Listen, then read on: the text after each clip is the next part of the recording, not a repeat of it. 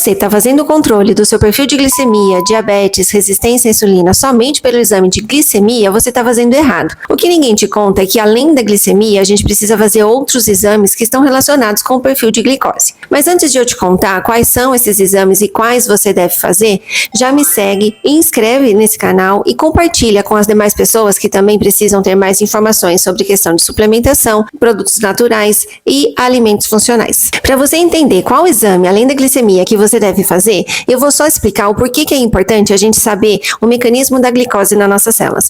Então, quando a gente, ao ingerir carboidrato, açúcares, a glicose, ela precisa entrar dentro da célula. Então, por um processo de metabolismo energético, ser produzido a moeda energética, que é o ATP, lá dentro das nossas mitocôndrias. Onde a gente quer a glicose dentro do nosso corpo, são dentro das células. Elas não podem ficar passeando nos nossos vasos sanguíneos. A gente precisa estar, então, dentro das células. Para ela, a glicose entrar dentro da nossa célula, a gente precisa abrir uma espécie de um cadeado da nossa célula.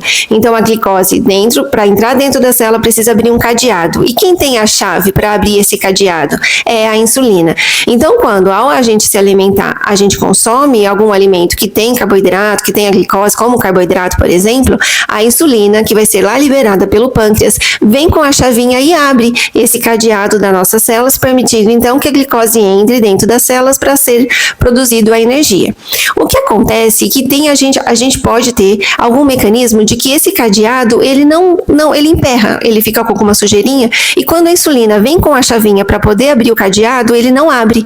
Então a glicose vai aumentando nos nossos vasos sanguíneos e lá dentro da célula onde a gente realmente quer, ela não consegue entrar, porque a chavinha, que é a insulina, não está conseguindo mais permitir a entrada dessa glicose dentro da célula. E o nosso corpo, como é muito sábio, ele começa a estimular o pâncreas a liberar mais insulina, porque o nosso corpo pede para mandar mais chavinha nesse intuito de tentar abrir esse cadeado que está emperrado.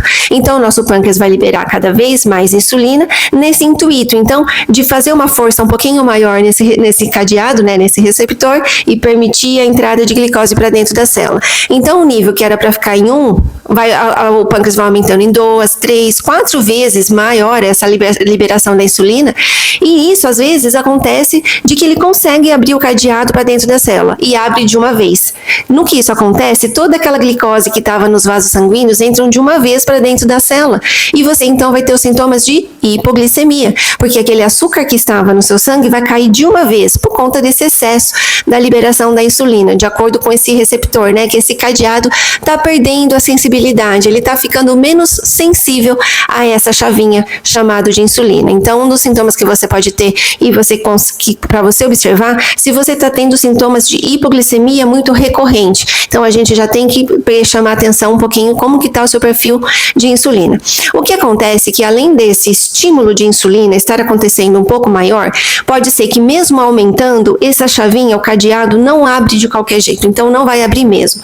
Então toda a glicose, em vez de entrar para dentro da célula, vai estar no vaso sanguíneo, no nosso sangue, e mesmo o pâncreas aumentando 4, 5 vezes mais insulina, a glicose não consegue entrar para dentro da célula. Aí você já começa a se sentir com um cansaço mais extremo, a sua questão de cognição também já fica mais comprometida, a sua questão da cicatrização. Isso porque, mesmo aumentando os níveis de insulina, a glicose então não consegue entrar para dentro da célula. Isso já oferece então uma resistência à insulina, que mesmo o pâncreas sendo aumentando cada vez mais o perfil de insulina, a glicose não entra para dentro da célula. Aí você já tem então um perfil de resistência à insulina. E se isso acontece com um prazo um pouco maior, que o pâncreas toda vez é cutucado para liberar esse perfil de insulina maior, e mesmo assim ela não entra, se você então vai ter um primeiro estágio de resistência à insulina, mas depois pode ser também a instalação da questão da diabetes.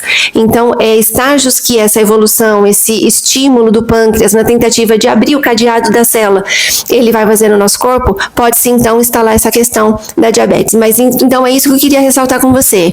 Qual exame que além de glicemia você deve fazer para acompanhar como que está o seu perfil de chavinha cadeado? Se está tudo bem, se realmente já está encontrando uma sujeirinha no cadeado da sua célula para a insulina conseguir virar a chavinha, se já está oferecendo, se a chavinha está precisando de um olhinho, se a chavinha está virando bem e conseguindo abrir para que a glicose entre para dentro da célula, ou então não, já tem uma sujeirinha que já está deixando a chavinha virar um pouquinho mais complicado, ou então não, a chavinha emperrou num tanto que a insulina não está conseguindo mais abrir o cadeado da sua célula. Um exame que você deve fazer além da glicemia toda vez que você for fazer um exame de sangue, além da glicemia, é a insulina. Porque a insulina já vai nos dar a pista de como que está esse estímulo. Se o pâncreas está sendo muito demandado para produzir a insulina, para colocar a glicose para dentro da célula, ou então não, ele está lá tranquilo, funcionando somente quando chega o estímulo da glicose para mandar a glicose para dentro da célula, ou então a insulina já está mostrando que ela está subindo, que ela está subindo, que ela está subindo, necessitando então de uma mudança de um comportamento alimentar. Você segure um pouco mais os doces, os carboidratos simples, para que essa cutucada no pâncreas, toda vez para liberar essa insulina, e essa demanda de glicose ser alta, não comprometa esse mecanismo que a gente conversou. Além então da glicemia, o nível de insulina, você também deve fazer o exame de insulina, e o outro também que é muito importante é a hemoglobina glicada, porque quando você faz a glicemia, é um perfil do seu dia anterior.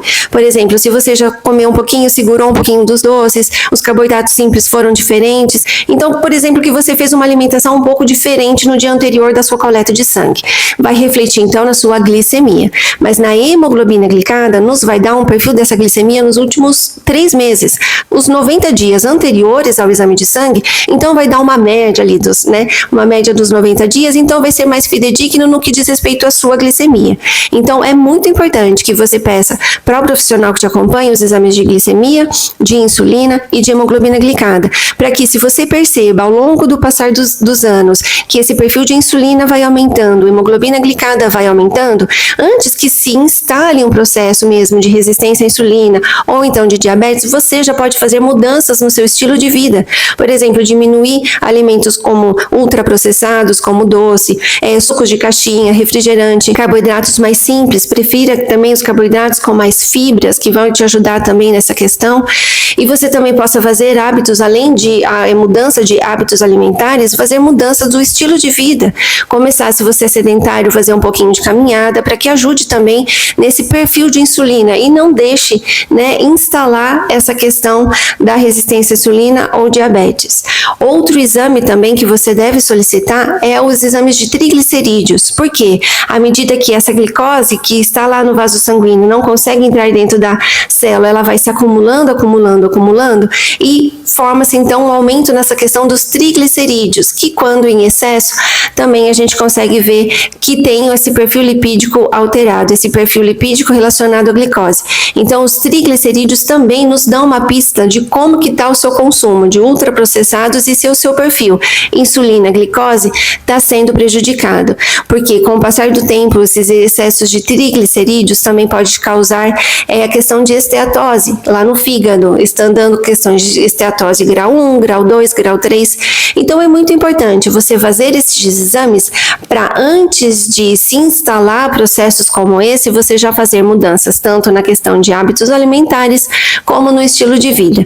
Então me conta, você já sabia a importância desses exames nos seus exames de sangue? E se você já faz esse acompanhamento? Deixa aqui para mim nos comentários.